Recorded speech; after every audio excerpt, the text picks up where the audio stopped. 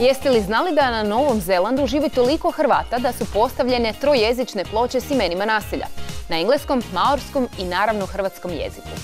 Hrvati prednjače i kada je proizvodnja vina u pitanju. I mis Novog Zelanda porijeklom je Hrvatica. Donosimo vam dogodovštine pustolova i putopisca Riječanina Vitomira Maričića.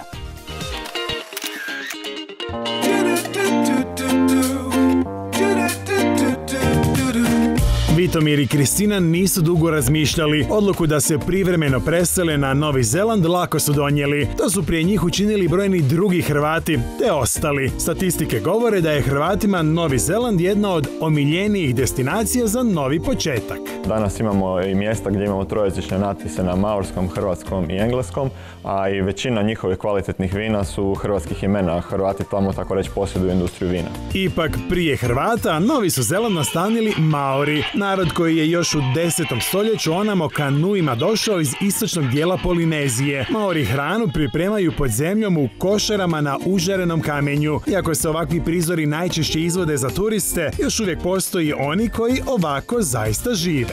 Oni su u stanju sve zaštititi kao neki nacionalni proizvod i turistički brend, od šetnje oko drva do recimo neba. Imaju jedan dio koji je rezervat neba gdje dolaze milioni japanskih turista samo da bi slikali nebo. Tako je nekada sasvim obična farma na Novom Zelandu postala svjetska atrakcija, prepoznatljiva lokacija snimanja trilogije Gospodara prstenova te filma Hobbit.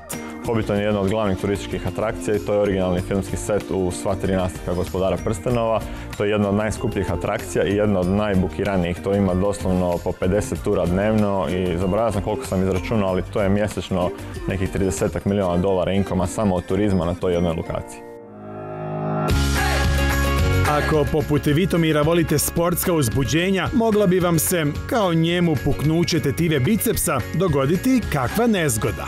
Naravno, nigdje nije dobro da se to desi, ali ako se već mora desiti, Novi Zeland je idealno mjesto jer je svaki čovjek na Novom Zelandu, bio on tamo legalno ili ilegalno, 24 sata dnevno osiguran i njihova zdravstvena zaštita i skrb je vrhunska, čak do te mjere da sam primao plaću za te dane koje sam bio u bolnici. Hrvatsku i Novi Zeland veže više nego što biste pomislili. Ljepota naših žena cijenjena je i na drugom kraju planeta, pa je čak i mis Novog Zelanda 2010. Cody Jerković podrijetlom Hrvatica. No za razliku od Hrvata, Novozelanđane politika uopće ne zanima. Prosječan čovjek tamo nema pojma ko je neki političar na vlasti ili lokalno ili na razini države, a isto tako nije čudno vidjeti rastafarijance, političare s dreadlocksima ili potpuno tetovirane političare.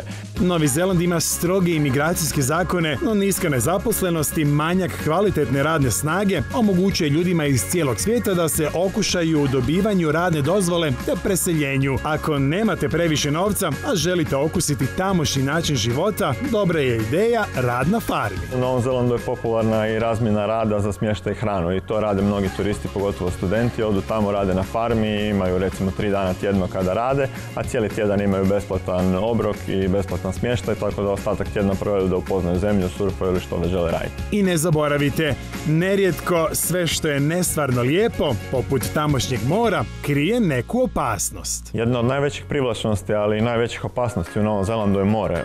Broj utopljenih je suludo visok, a i čak ribari kada pecaju iz mora imaju sidrišta na koja se usidre jer val jednostavno iznenada dođe i pokupi čovjeka u more i to je to, nikad ga više ne nađu. Nakon Novog Zelanda, Vitomira i Kristinu čekaju novi izazovi na Pacifičkom otočju i u Istočnoj Aziji. Stoga ne propustite sljedeće nastavke njihovih pustolovina.